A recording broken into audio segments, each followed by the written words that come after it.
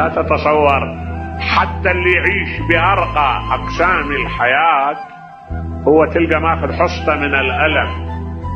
ترى لا تتصور الدنيا كلها جنة أو نعيم أبدا. يعني قد تلقى لك واحد يقول شكو علي هذا، أموال وخدم وكل شيء ما أبي رايح وجاي.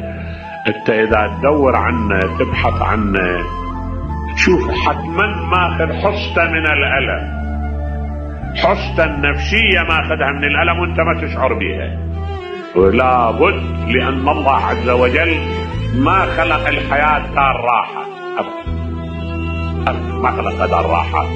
بس يبقى اكو واحد مروض نفسه يقول لك شو اسوي؟ هذا القضاء والقدر، انا شو اقدر اسوي؟ اقدر اغير من الواقع؟ خليني على هذا.